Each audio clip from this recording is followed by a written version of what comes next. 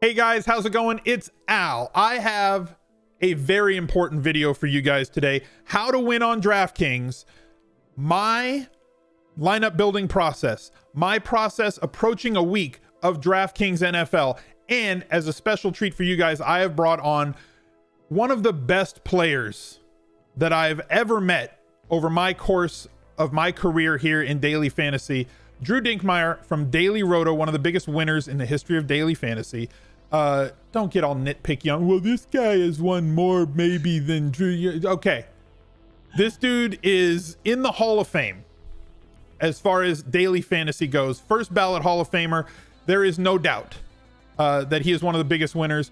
I think I've done pretty well over my time as well in daily fantasy. So we're going to give you the ways that we build lineups. I've already done that 5 tips video. It's more of a basic look at things. We're going to get a little bit more in depth here, a little bit more black belt level knowledge for you guys to try and help you be a little bit better this NFL season. Your process is key. Your lineup building is key. Your game selection, we're going to get into that. Maybe a little bit of bankroll management, but not all that much. So why don't we start by talking about a couple of things? Drew, first of all, hello. How are you? I'm great. Thank you for that generous introduction. I would have settled for one of the first DFS players you've ever met, going back to our first Draft Street Live final when I had the pleasure of meeting you and started our friendship. 100% the first player that I ever met in daily fantasy. We were both, it was 2012, we were qualified for the Draft Street NFL Live final. It was $100,000 to first place and was the biggest prize that year outside of another NFL final that was $150,000 to first place. Considering where daily fantasy has gone and like the fact that there's $100,000 given away every day, maybe multiple times a day, and NFL weekend there's $1 million, there's 200,000, there's whatever, that like the championship was 100K back then. We've really come a long way. So I'm really excited to get into this video. Drew, why don't we start with how you go about building your cash game lineup. I talked about this on the 5 tips video, but I want to hear from you. Basics of how you go about building a cash game lineup, starting with quarterbacks, where you spend, where you don't, and whatnot. Yeah, so I think we can certainly give some general rules of thumb in terms of how to go about building cash game lineups or GPP lineups. But the thing to remember in DFS is that every week is unique, and every week is going to present a unique challenge for you to solve. So these general rules of thumb can help you most weeks, but some weeks they might not be applicable. For me, in terms of cash game lineups, the first thing that I generally do on any given slate is I try to figure out what's the injury situation at the running back position. Because the running back position is usually the one in terms of projection that I have the most confidence in. It's the one where you can project opportunities so consistently. So I like to start there and identify, okay, how much salary do I anticipate spending at the running back position this week? Because if it's going to be a lot of salary, then I'm going to need to look to finding values at other positions and identify where those values are going to come from. If there's a cheap backup running back who's emerging as a strong value because of an injury or a holdout situation, those might be situations where I know that I'm going to have more salary available to spend. So I like to start at the running back position. It's the position that I think we can project most confidently and most effectively. And as a result, that's where I like to start my decision-making process. I think that's fair. I mean, one of the places that I like to go is I kind of start with quarterback, right? I try and identify the quarterback that's got a really high team total for kind of a low price. And there's so many. We've talked about this with baseball before, right? How there's so many first basemen that can end up with a 2 home run day that it's about the last place that I go with my lineups because there's so much depth at the position. Quarterback is very similar. There's a lot of depth at that position as well. That's kind of where I start instead of, it's opposite for me from baseball. I look for the guys that have a really high team total, 6K and below, that have a chance to get me 3.5x their salary on DraftKings. If they're 5,500, I'm looking for 16.5 points, but also have the ability to get me 25 plus, right? I'm not just looking for the cheapest starting quarterback. I'm looking for the cheapest starting quarterback that I can find that has a very realistic ceiling of having 300 yards and 2 touchdowns. And that's going to allow me to spend at other positions. I agree with you on running back. Very, very, very important position. Personally, for me, I look to stack volume. I want 70 touches. For my cash game lineup, I typically put a running back in flex. So I'm looking to get 70 touches out of those 3 running backs or as close to it as possible, which means that typically I'm on team jam them in unless there's a situation, as you mentioned, where there's a really cheap running back that's going to go for way less. whether it's because of a holdout, whether it's because of an injury, whether it's just a straight up misprice, or in week one, as we see, because we're doing this video before week one of 2019 NFL, that some guys are just discounted. A lot of them, maybe 10, 20% a discount from other years or from other weeks. So the price that you see a lot of the guys at this week for week one is going to be cheaper than you see for the rest of the year. So you kind of have to pounce on that value, no? Yeah, I think there's a lot of underpriced assets at the running back position, especially week one. That happens because, DraftKings likes to release their pricing very early to build momentum for the season and get a lot of excitement out there and people talking about the game, which is great. But it does lead, because the pricing isn't dynamic, it does lead to some pricing inefficiencies as injuries pile up or holdout situations become more aware. So, as we're heading into week one, we'll see if Ezekiel Elliott or Melvin Gordon report week one. If not, their backup running backs are going to be underpriced in now moving into starting roles. And certainly some of the bell cow backs that people in season-long fantasy are excited about, like Nick Chubb and Dalvin Cook, are pretty underpriced as well. And so I think that'll be the focal point of a lot of lineup builds is for me to start at that running back position, identify kind of how much salary I'm going to have left for the other positions, and then see if I'm going to have room to spend up at what I would consider kind of the secondary positions in terms of my lineup building, the tight end, the defense, seeing if I'm going to have that room to do those things based on the amount I'm spending at the running back spot. Okay, so that leaves us at wide receivers and pass catchers, wide receivers and tight ends. Obviously, stacking is a thing. Is stacking something that you feel that you have to do in cash games, 50-50s, double ups, or is it only a tournament strategy for you, or is it just something that you look less for in cash games because you're looking to maximize value? So we've talked about, you start with running backs. Do you then go to wide receivers, or do you then start with your favorite stack play?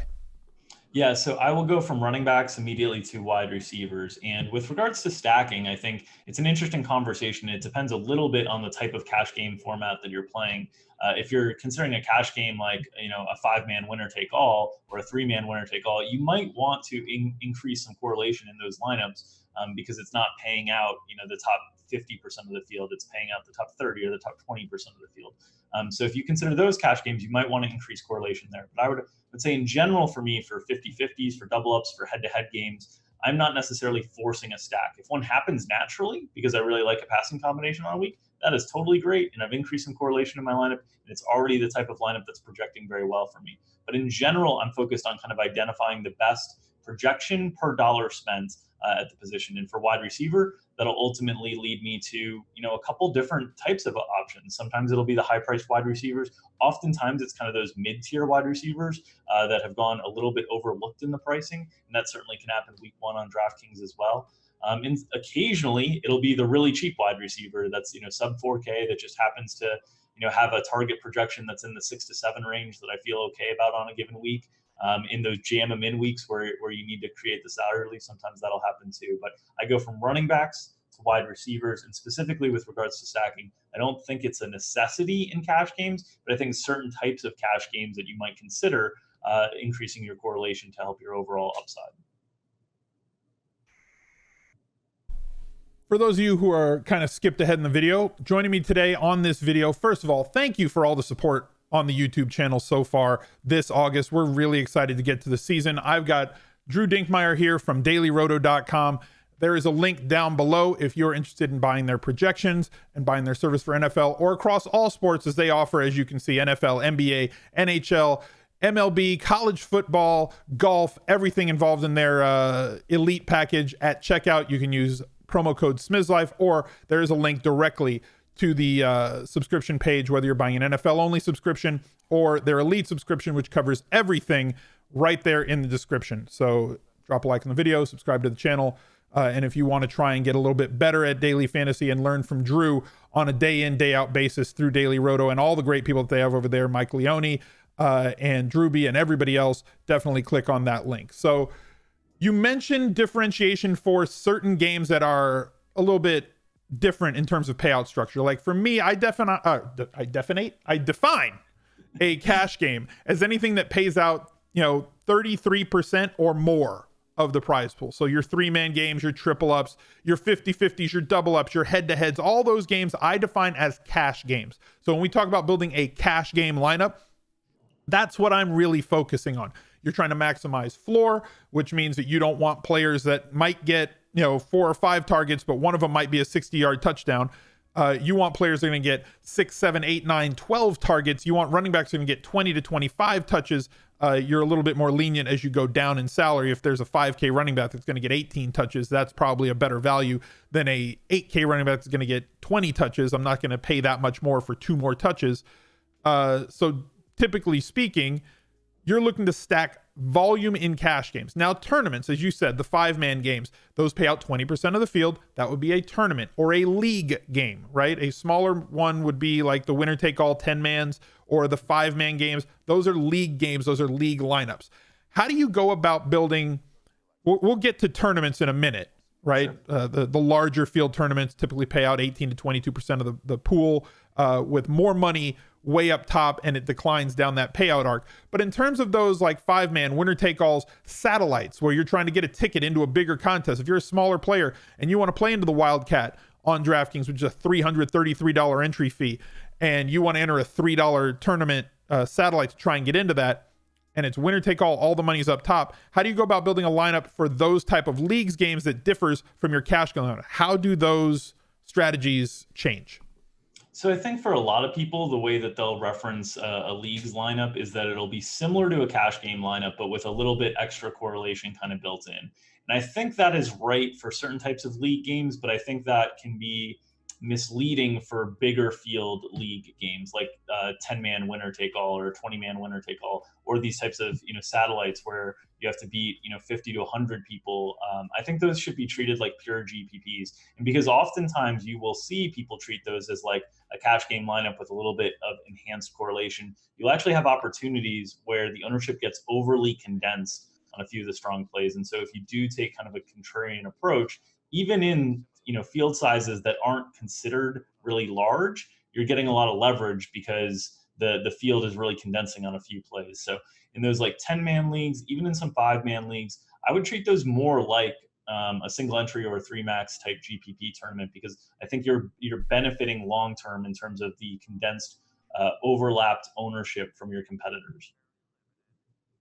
Okay, now let's get into the specialization type stuff, right? So you've got your single entry games that are tournaments. You've got, I'm talking tournaments only. I'm not talking about single entry double ups, right? Single entry tournaments, 3-max tournaments, and mass multi-entry. For me, I view mass multi-entry as something that I use the DailyRoto optimizer to build 150 lineups. I've spoken before how I build my 3 lineups by hand. So I go about building my cash game lineup, my leagues lineup, and my tournament lineup. And those are what I use in single entry and 3-max. For me, my cash game lineup always has something strange in it, right? Because I want to get that one extra guy. It's what works for me. I'm not going to say it's the optimal way to go, but it's what's worked for me for 6 or 7 years. And I've always got that one guy in my lineup that ends up low owned, and not by design. I'm not trying to go off the reservation, but like, you remember a couple years ago, it was like JJ Nelson was like 3K, and I thought he'd get like 8 or 10 targets. I'm like, how do I not play him? And I think he was like 3% owned in cash games, right? So I've always got that one guy who's cheap, because I gravitate personally towards a more stars and scrubs approach in cash, because I want to stack as much volume as possible, which allows me to take a little bit more risk at one position to pay up for extra volume in 1 or 2 other spots where other people aren't getting that volume. So my cash game lineup functions well in high stakes or smaller field tournaments as a result of my lineup style. Your lineup style, Drew, has always been more based on an optimal, right? Like you're trying to just squeeze as much value as you can out of every slate. So for a player like you, can you talk about why a player like you, or anybody who plays like you, probably shouldn't enter their cash game lineup in tournaments? Yeah, so the challenge is, as DFS gets more and more efficient and more people that are playing understand the best ways to play the game, you have to kind of adapt. And so, when I first was starting playing DFS, when we talk about back in those Draft Street days in 2012, and even before that a little bit, you could play your cash game lineup in tournaments and still have success. The difference is now that oftentimes the players that you're using in those cash game lineups are so heavily owned by other competitors that in order to get yourself up the board in a tournament, that lineup basically needs to perform perfectly. And that's very unlikely to happen. And even if it does happen, you're often going to be competing with a large number of people for a few of the top spots. And the way that these prize pools often are these days, they're very top heavy. You want to be competing with as few people as possible for those top spots. And the best way to do that in tournaments is to be different than the field. So, years and years ago, you could kind of get away with entering your cash game lineups into some tournaments. Now it's a lot harder to do so because in general, the industry has gotten a little bit more knowledgeable. The industry has gotten a little bit more efficient. There's better projections available, and people generally have a little bit better idea of who the best plays on a given slate are now. So in terms of like total percentage owned, which is something that if you're using the DailyRoto optimizer, it will build lineups for you with a maximum tournament percentage owned on the projections that you guys have on the site for ownership projections. What would be a ballpark for the total percentage owned you should go after in a tournament lineup? Yeah, so I think this is a great question. And I think it's one that also is particular to the type of contest that you're playing. So like if you're playing the Millie Maker, you might want to have that number even lower because you know that it's a huge tournament. You're going to have to beat, tens of thousands of entries, sometimes hundreds of thousands of entries. And as a result, you're going to need to differentiate. So you might go even lower. But in general, I would say good tournament numbers for cumulative ownership are somewhere below like 110%, maybe 120% of total ownership. And what we mean by that is simply if you summed the individual ownership of all the players in your lineup, that number would come below 115, 120%. For the Millie, sometimes I'll run it closer to like 80 or 90. It just depends on how condensed I think chalk is going to be on a given week and how low I can kind of get away with. But I think those are good general guidelines to think about, whether it's single entry, 3 max, 20 max, any of those types of tournaments. I think somewhere around 115, 120 in general, you want your cumulative ownership to be at or below that number. Is the Millie Maker a good tournament? It's been a good tournament for us, hasn't it been, Al? I'm not complaining. Yeah, it's a really fun tournament, and obviously it's if you are fortunate enough to win it, it's an incredible tournament. It's a very difficult tournament to make money in long term because so much of the prize pool is at the very, very top of the tournament. So I think it really depends on your goals. If your goals are to steadily grow a bankroll and you have limited resources, that's a really bad tournament to play. If your goals are, hey, I want a chance to win $1 million and I want to try to do it for $20 a week, that's your tournament to play. If you're a professional level player or you have a really big bankroll, it's a tournament that you have the ability to withstand the variance of because you have that really big bankroll. So I think it kind of depends on where you're at with your situation as a player and what your goals are, whether that's a good tournament for you or not.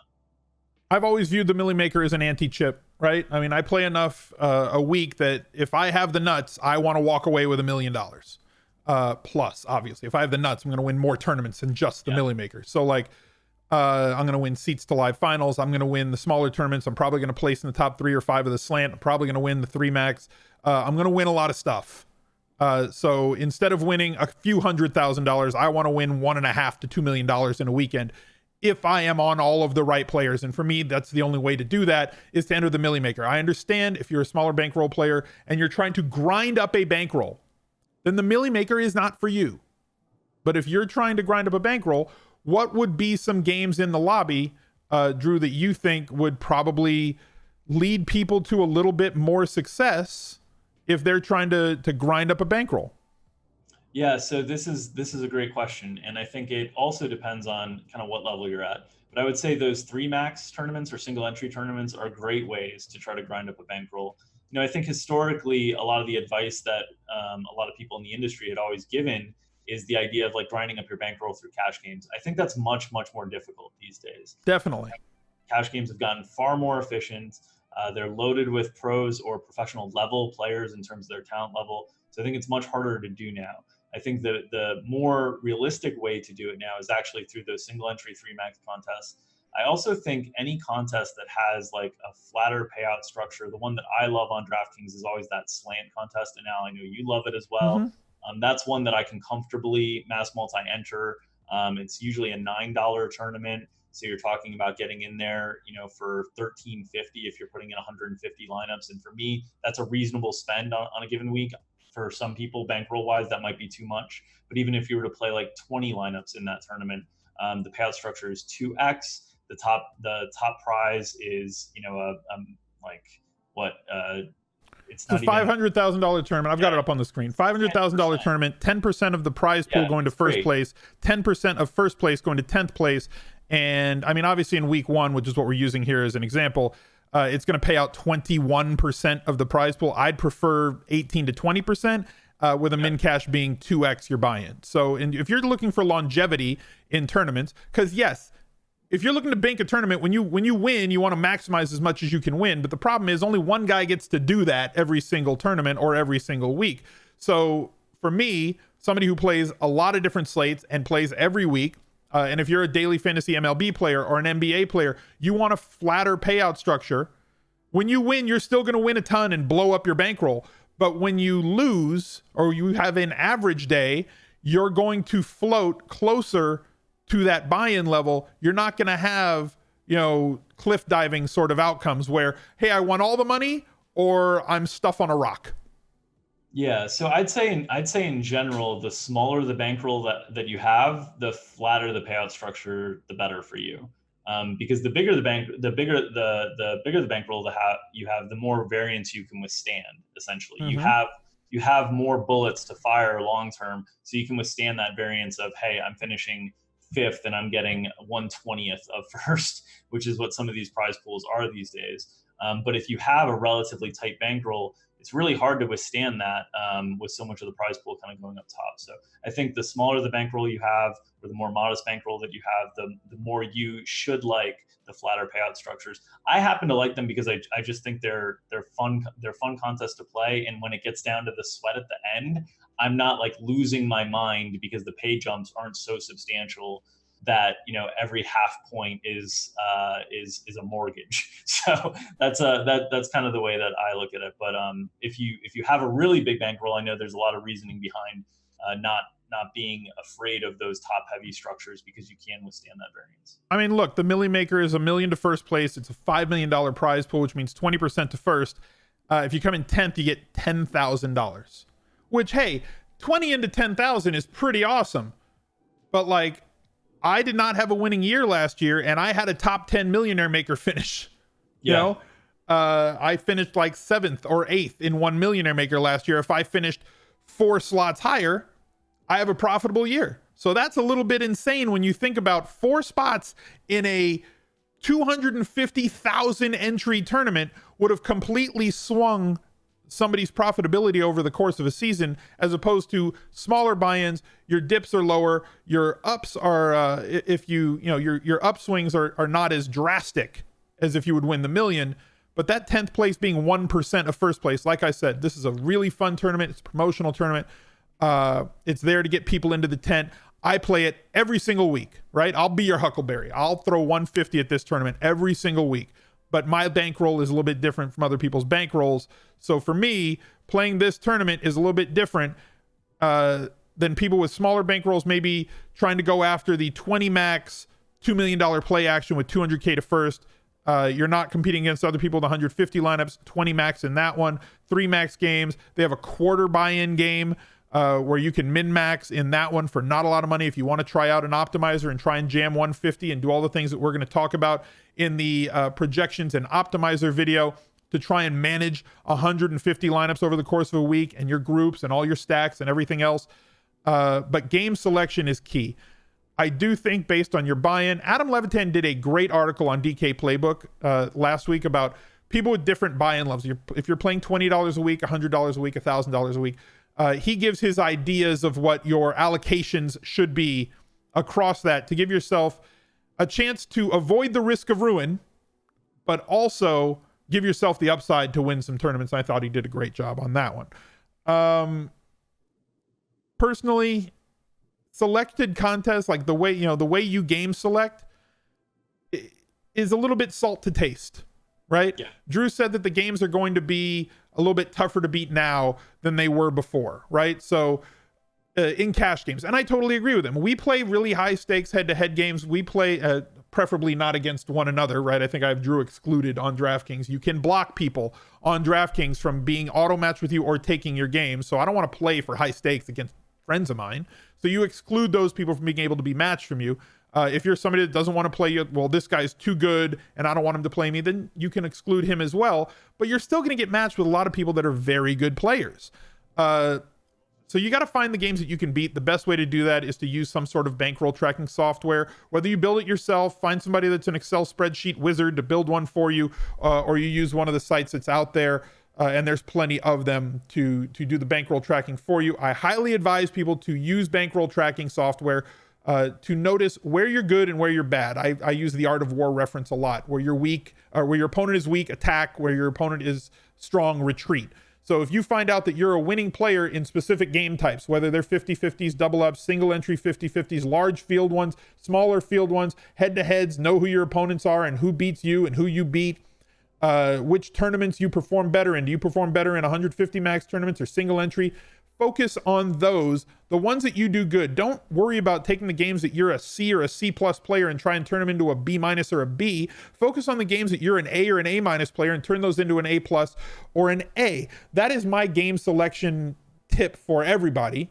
And that's how I go about it myself. The things that I am seeing less return on my investment in, I'm trying to focus on less and do them less. And the things that I see more of a return on investment on, I'm going to try and increase my allocation towards those. What are some steps that you've taken, Drew, to kind of adapt to the way that daily fantasy has changed over the years? Yeah, I couldn't agree more with all those sentiments. In the last 3 or 4 years, I have taken a lot more time and dedicated a lot more time to identifying what games are really profitable for me and what games might not be worth my time in terms of either they're break even or losing games for me. And what it's helped is it's really focused my attention and it's focused my energy in areas that are also rewarding for me. It's like, okay, I'm good at this, I should just keep doing this and DFS will get a little bit better for me. And so I've used some tracking softwares that have helped quite a bit in terms of identifying those things. And it's really focused my play, and it's also made it so that I don't feel like I have to be playing everything all the time, which can be very mentally exhausting as a DFS player. Because if you are a DFS player, you're going to lose a lot more than you're going to win if you're playing tournaments. Like, that's just the nature of the game. The payouts are only going to the top 15 to 20% in those contests. You're not always going to be in the 85th percentile or higher in terms of your performance. So you have to get accustomed to losing frequently and understanding that that's going to be part of the job. And so for me, being able to use those systems to identify where I'm going to be most efficient in getting my resources down has been a huge help for me to be able to keep doing this professionally each and every year as things get more and more challenging.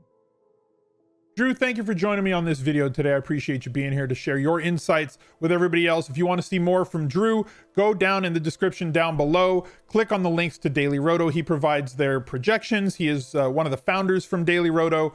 Him and Mike Leone, they do a great job across all sports: MLB, NFL, NBA, golf, NHL, college football. Their optimizer is great. Their projections are great. Their information is great, and their updates every single day of everything, every single slate, are also outstanding and have been for years. People have asked me, what do I use? I use DailyRoto personally, and I would not try to push something on you that I don't personally use myself. So if you want a little bit of help with your daily fantasy game, Drew is there for you. Use the links in the description down below. Like the video, subscribe to the channel, click all the damn things, follow me on Instagram, and I'll catch up to you guys later. Bye.